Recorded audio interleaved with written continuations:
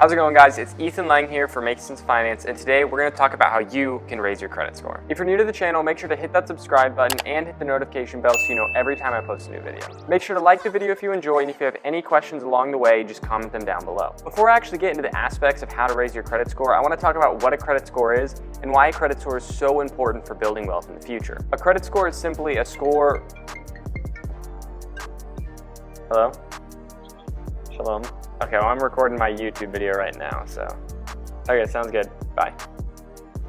He literally said, did I make it in your YouTube video? Am I a blooper? A credit score is simply a grade, if you will, of how trustworthy and credible you are to loan to. This score, also known as a FICO score, ranges from 300 to 850, 300 being the worst and 850 being the best. Hello? Hi. Okay, well, I'm recording a YouTube video right now. Okay, bye. Let's say I'm a bank and I want to lend to you. How am I supposed to figure out if you're a good candidate for a loan? Well, I could look at your income and your current expenses, which banks actually do, but what else would I look for? How am I going to be able to figure out how trustworthy you are and how likely you are to pay me back? I mean, the last thing I would want to do as a bank is lend money to someone that's not going to pay it back. This is exactly where a credit score comes into play. Credit scores are scored by credit scoring agencies that's sole job is to give people credit scores. To understand why having a good credit score is so important, let's look at it this way. Let's again assume that I'm the bank and you're looking for a loan. If you have a bad credit score, meaning you're untrustworthy with money, is it likely that me, the bank, is going to lend you money? Well, I probably would, but I'd probably lend that money to you at a higher interest rate to compensate for your risk. On the other hand, if you had an excellent credit score, I would be more than happy to lend you money. I might even give you lower interest rates or more benefits on your loan because you, since you have a higher credit score, are a lower risk in the loan to me. How important is this lower interest rate, you might ask? Well, let me show you. I did a little research and came up with some numbers on how impactful your credit score would be on a $1 million 30-year mortgage. Now, I calculated these rates at the very end of June of 2020. So depending on when you're watching this video, these rates might be a little different. However, the concept of this example stays the exact same. Okay, well, let's start with really bad credit. Well, if you had really bad credit, you probably wouldn't even be getting a loan in the first place, so that's out of the picture. So let's say your credit score is from 620 to 639. With this, you'd get an interest rate of about 4.52%. And on a $1 million mortgage, that means your total payments of principal and interest total $1,828,347. I don't know how the hell I remember that, but I did.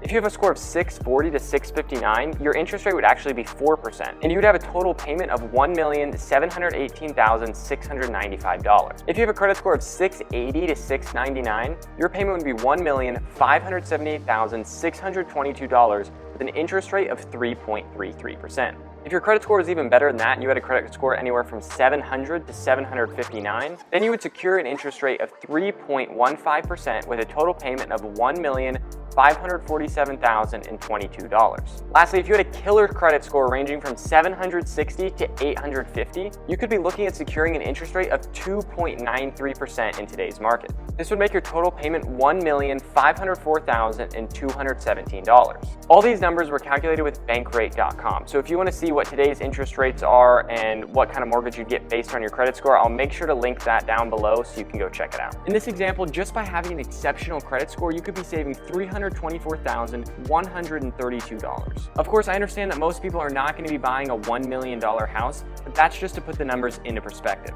Even if you only got a $100,000 mortgage, that would mean savings of over $30,000. With that, I hope you understand why having a great credit score is so important to your financial future. Before we move on, I just ask that if you got something out of this video, please make sure to like it so more people can see it. Now let's talk about how you can raise your credit score. A credit score is determined based on 5 different categories, all holding their own weight. For one to improve their credit score, they have to understand exactly how a credit score is calculated. A credit score is calculated based on these 5 different categories: payment history, credit utilization, credit history, types of credit, and new credit. And I know that sounds like a lot, but we're going to go through each one individually so you know exactly how they're calculated. The first and largest category is payment history. This category encompasses 35% of your overall credit score. When you're looking for a loan, the first thing a bank wants to know is if you've paid off your debts in the past. This helps a lender know how risky it is to actually lend to you. To improve this category, just make sure to keep making all your payments on time. The second category, which amounts to 30% of your overall credit score, is your credit utilization. Credit utilization is simply how much credit you're using compared to how much credit you have available. Banks use this number to understand if you're overextending yourself. The formula goes as follows: amount used over total credit available. To give an example of credit utilization, let's say you have a $10,000 limit on your credit card. If you spend $7,000 out of the $10,000 of your available credit, then you will have a credit utilization ratio of 0.7. If you spend 70% of your overall credit, banks will probably look at this and see that you're overextending yourself. I recommend to keep this utilization ratio below 0.3 or 30%, but in a best case scenario, keep it under 0.1 or 10%. So in this scenario, it would be ideal to keep your balance below $1,000 if you had a $10,000 credit limit. To increase your credit score in this category, you need to lower your credit utilization ratio, and you can do this in two ways. So the first thing you can do is spend less money. So if you spend less money on your credit card, your credit utilization rate will lower. And the second thing you can do is try to increase your credit limit. So by doing this, you might increase your credit limit to $10,000 up to $20,000. What this would do would allow you to spend almost double the amount of money, and your credit utilization ratio would stay the same. The third category, which accounts for 15% of your overall credit, is your credit history. In general, those who have a longer credit history tend to have a better credit score in this category. Length of credit is divided into three different categories. Number one, how long you've had your credit accounts. This includes the age of your oldest account, the average of all your accounts, and the age of your newest account. Second, how long specific credit accounts have been established. And third, how long it's been since you've used certain accounts. For me, this is the category that's holding me back from having a better credit score. Even though I bought a credit card right at 18, I'm still fairly young, so I don't have that credit history that some people might have. However, as time goes on and as my credit history increases, so will my credit score. For this reason, I recommend that anyone that's just turning 18 or wants to start building their credit should get a credit card right away. And when you do this, you want to get a credit card that doesn't have an annual fee. And the reason you want to do this is because you want to keep this credit card until the day you die. You want to keep this credit card for the sole reason of increasing your credit history. For this reason, it's extremely important to keep using this card even if you only use it for $1 a month. The next thing that will impact your credit score is new credit, which accounts for 10% of your overall credit score. In short, your credit score will tend to suffer if you've opened several new types of loans and types of credit in a short period of time. Now, of course, your credit score might lower if you take out a new loan, but if you keep doing everything I instruct in this video consistently, your credit score should raise in a few months. The last category of your credit score, which accounts for 10% of your overall credit score, is your types of credit. Simply put, when a bank is looking at you as a candidate for a loan, they want to see that you've had many different types of credit, including maybe a car loan, credit cards, or even mortgages. However, this section is not that important. It's not important to the extent that you should go buy a new car on a loan just to increase your credit score. You should be making smart financial decisions while also building your credit. To use me as an example, I only have 2 types of credit currently, and I still have a great credit score because I've followed all the other instructions in this video to a T. Before I end this video, I want to give you some actionable steps for those who want to raise their credit score. If you're new to all of this personal finance stuff, or you've just turned 18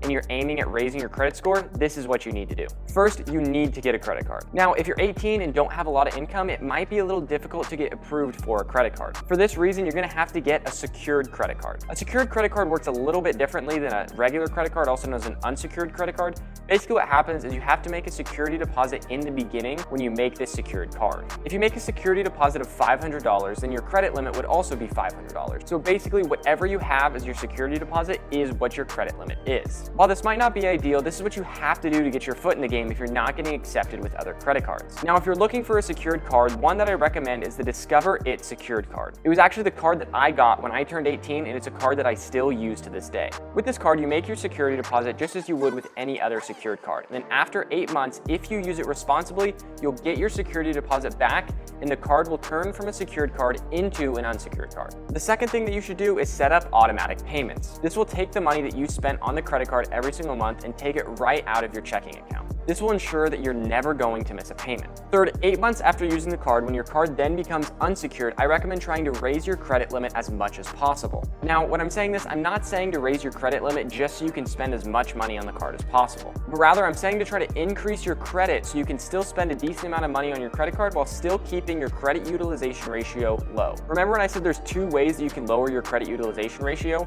First, by increasing your credit limit, and second, by spending less money on the card. Well, that's exactly what you're going to do. you're going to increase your credit limit so you can keep your credit utilization ratio low. And the last thing you should do is you should never cancel this card. I picked this card because it doesn't have an annual fee. Because it doesn't have an annual fee, you can keep this card forever for basically free. Even if you get a new credit card, make sure to keep this old one and keep using it consistently, even if you're only using it for $1 of purchases a month. Okay, so I know I gave you a lot of information all at once, but let's go over the major points so you don't forget anything.